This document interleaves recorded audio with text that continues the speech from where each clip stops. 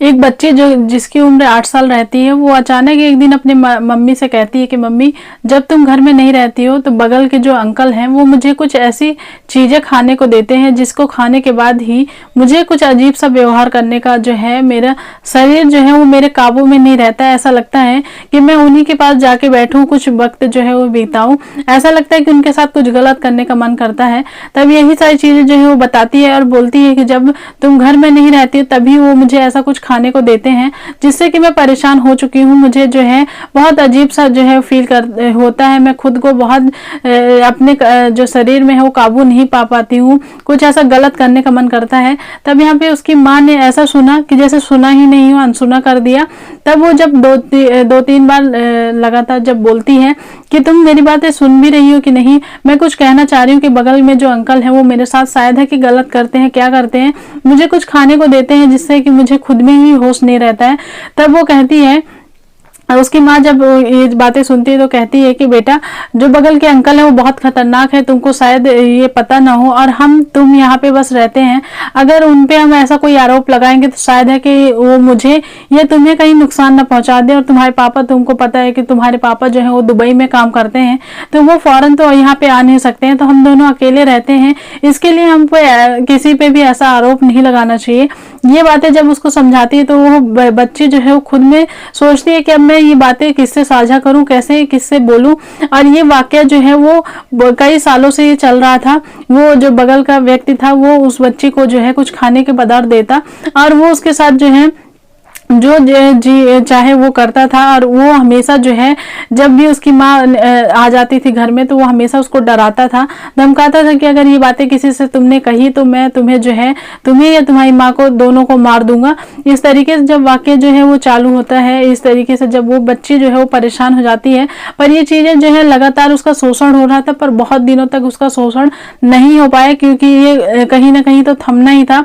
एक दिन जब ये थमता है तो ये इस बात का जब खुलासा होता है तो वाकई रिश्तेदार, आस पड़ोस के जितने भी लोग रहते हैं वो सब आश्चर्य हो जाते हैं और सोचने में पड़ जाते हैं कि ऐसा भी चीजें जो है वो हो रही थी, उसके घर में हो रही थी और उसको जो है ना उसकी माँ को पता चला और बगल का जो व्यक्ति है वो ऐसा जो है इस तरीके से हो सकता है। तब ये जो वाक्य जो है वो 2024 में अभी जो है न्यूज़ में आया। न्यूज़ में ऐसे जो है सुर्खियों में आया क्योंकि उसके जो है जो व्यक्ति जिसको बगल में जो रहता था उसको जेल हो गई थी। जेल होने पे जब उस जज साहब से कहता है कि जज साहब मुझे जो है रिहा कर दीजिए, मैं कई सालों से जो है वो जेल में पड़ा हुआ हूँ। तो वो कहते हैं, जैसे ही वो 27 पेज की डायरी पढ़ते हैं जज साहब तो कहते हैं कि मुझे यकीन नहीं होता कि धरती में जो है ऐसे ऐसे लोग रहते हैं, इस जहाँ में जो है ऐसे ऐसे लोग रहते हैं जिनको इस धरती में रहने लायक नहीं है। मुझे खुद भी आश्चर्य लगता है कि कैसे कैसे लोग हैं, कैसे कैसे दिमाग वाले जो है इस तरीके से लोग हैं जिसपे मैं सोचता हूँ कि कितनी कड़ी से कड़ी सजा दे पाऊँ।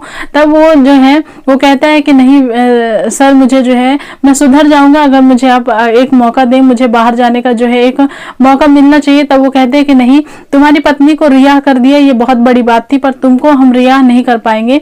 ये वाक्य जो है वो शुरुआत कहाँ से होता है, खुलासा तो इसका 2024 में होता है, पर कैसे ये शुरू होता है और कैसे वो व्यक्ति उस लड़की के साथ क्या कर रहा था, क्या उसको खाने को दे रहा था। चलिए वीडियो को स्टार्ट करते हैं और विस्तार से जो है इस कहानी पे चर्चा करते हैं। वीडियो स्टार्ट करने से पहले अगर चैनल पर नए हैं तो चैनल को जरूर सब्सक्राइब कर लीजिएगा। वीडियो अच्छी लगेगी तो लाइक और शेयर भी कर दीजिएगा। इस पूरी घटनाक्रम को सुनने के बाद आपकी जो भी राय रहेगी कमेंट के थ्रू कमेंट करके जरूर बताइएगा। और जितनी भी कहानियां रहती हैं वो किसी को ठेस पहुंचाने के लिए नहीं रहती है। ये जो वाकया होती हैं वो कहीं ना कहीं हुआ रहता है, इसीलिए आप तक पहुँचाया जाता है ताकि आप जितना सतर्क रह पाएँ या देख पाएँ कि देश दुनिया में क्या कुछ चल रहा है। तो वीडियो को स्टार्ट करते हैं। ये जो कहानी है वो महाराष्ट्र के मुंबई जिले की कहानी है। और इस तरीके से मुंबई में जो है, मुंबई के हाई कोर्ट में जब अपील होती है कि उसको जो है वो छोड़ दिया जाए, तब वो व्यक्ति जब जज साहब के सामने गिड़गिड़ाता है तो उस 27 पेज में क्या ऐसा लिखा था, क्या उस 27 पेज में क्या लिखा था, क्या कैसे, जिसको जज साहब ने जब पढ़ा तो ये कह दिए कि तुमको जो है रिहा करने का कोई मकसद ही नहीं निकलता, ऐसा लगता ही नहीं कि तुमको और कोई और बदतर से भी जो है तुमको सजा देनी, अगर मेरे हाथों में होता तो मैं तुमको वाकई वही सजा देता। जबकि उसको उम्र कैद की जो है सजा मिल चुकी है। इस तरीके से ये वाक्य जो है वो छोटी बच्ची 8 साल, जब वो 8 साल की रहती है, चौथी कक्षा में पढ़ती है, तो वो जब उसकी माँ घर में नहीं रहती है तब बगल के एक अंकल जिसकी शादी हो चुकी थी और वो जो है वो बगल में जब उसकी माँ नहीं रहती तो वो बच्ची को कुछ खाने का देते थे और वो खाने को जैसे ही वो खाती थी वो लड़की वो खुद में ही बेकाबू हो जाती थी। उसको कुछ समझ में नहीं आता, कुछ नशे सा लगता था और उसको कुछ ऐसा गंदा काम करने का मन करता था, तो वो उस अंकल के साथ ही आए दिन जो है इसी तरीके से गंदा काम वो उसके साथ करते थे, पर उसको कुछ होश नहीं रहता था, ना उस चीजों में इतना समझदार थी और वो इस तरीके से जब उसकी माँ नहीं रहती थी तो वो करता और जब भी उसकी माँ आ जाती थी तब वो हमेशा ये कहता था कि अपनी मम्मी से कोई बातें जो है वो बताना नहीं तो तुमको जो है वो हम मार देंगे और तुम्हारी मम्मी को जो है वो भी दोनों को मार देंगे। इस डर से वो बच्ची ने कभी किसी से कोई बातें नहीं कही और इसी तरीके से जब 15 दिन 20 दिन ऐसे बीत गया था तो उस बच्ची ने सोचा कि शायद है कि अब ये सब सारी चीजें जो है वो मेरे साथ ना हो। तब वो एक दिन अपने जब उसकी माँ घर में नहीं रहती है तब वो अपने घर में वो अंकल जो है उसको बुलाते थे, 8 साल की बच्ची को जो है वो बुलाता अपने घर में और घर में ये जो है वो कुछ खाने को देता था जिसके साथ वो गलत काम करता, पर वो अपने जो है बचाव में कुछ करती थी पर उसको समझ में नहीं आया क्योंकि वो बच्ची और वो जो है वो व्यक्ति 35 से 36 साल का था। इस तरीके से वो आए दिन करता था। धीरे धीरे जो है ये बातें जो हैं वो 4 से 5 साल बीत गई। वो बच्ची जो है वो 8 साल से 17 साल की हो गई। उसको ऐसा जब उसकी उम्र बढ़ रही थी तो सब यही कहते थे कि तुम्हारी उम्र तो बढ़ रही है। जिस हिसाब से उसकी उम्र बढ़ रही थी उसके हिसाब से कई गुना ज्यादा उसका शरीर जो है वो बढ़ रहा था, जिसमें हर कोई आश्चर्य था, पर उसको कुछ समझ में नहीं आ रहा था। यहाँ पे इस तरीके से जो है वो बच्चे के साथ इस तरीके से होता गया और धीरे धीरे 1-2 बार जो है उसके पत्नी ने भी ये देखा कि मेरे हस्बैंड ने इस तरीके से बच्ची के साथ ऐसा ऐसा कर रहे हैं, पर उसको कभी बोलने का, विरोध करने का मौका नहीं मिला, ना उसने विरोध करना चाहा और इस तरीके से लगातार ये चीजें होने लगी। ये बातों का जब खुलासा हुआ तब जबकि 17 साल की वो बच्ची हो गई थी। 17 साल की बच्ची एक दिन अचानक से अपने घर से गायब हो जाती है और गायब होने के बाद 1-2 दिन जो है वो माँ खुद ढूंढती है अपने स्तर पे, पर कहीं उसका पता नहीं चलता है। तब वो अपने पति जो कि दुबई में रहता था उसको फोन करती है और कहती है कि अपनी बच्ची जो है वो मिल नहीं रही है, पता नहीं कहाँ चली गई है।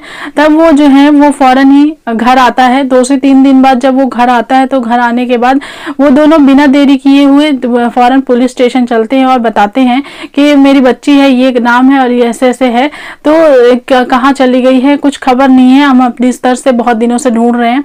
पुलिस भी जो है वो 17 साल की ही थी, 18 साल की भी नहीं थी, तो अपने स्तर में जो है ढूंढने की कार्रवाई वो आगे को बढ़ाते हैं। तभी उसके घर में जो है उस जहां वो रहती थी उस रूम को छानबीन करते हैं। वहां पे उनको एक डायरी मिलती है जिसमें डायरी जो 27 पन्ने की रहती है और उस 27 पन्ने में उस बच्ची ने वो 8 साल से 17 साल तक जो चीजें उसके साथ हो रही थी, जो चीजें उसने झेली, वो सारी चीजें उसने उसमें लिखा हुआ था और लास्ट में उसने ये भी लिखा था कि मैंने अपने माँ से जो है ये सारे वाक्य जो है वो बताए, पर माँ ने अनसुना कर दिया। अब मुझे ऐसा समझ में नहीं आ रहा है, अब मुझे ऐसी दवाई जो उन्होंने दी थी जिसके कारण मेरा पूरा जो है शरीर वो बदल चुका है और मैं अब इतना जो है अब किसी न किसी के साथ मुझे रहने का मन होता है, मैं किसी के साथ गलत करने का जो है वो मन होता है, जिसके कारण मैं खुद को ही, अपने शरीर को ही काबू में नहीं कर पा रही हूँ।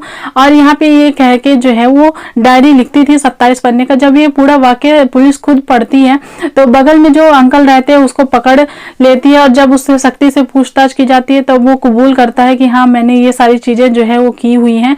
तब यहाँ पे जो है पुलिस वाले उसको, उसकी बीवी को भी जो है कस्टडी में लेते हैं उसको भी, पर बीवी बहुत अपने पक्ष में जो है वो कहती है कि मैं निर्दोष हूँ, इस सब चीजों में मेरा कोई हाथ नहीं है, ना मैंने इस सब चीजों में कभी कुछ किया है। तब पुलिस वाले कहते हैं कि उसमें डायरी में पूरा सारी चीजें लिखी हुई हैं कि तुम सारी बातों को जानती थी पर कभी तुमने इस चीजों में विरोध नहीं किया।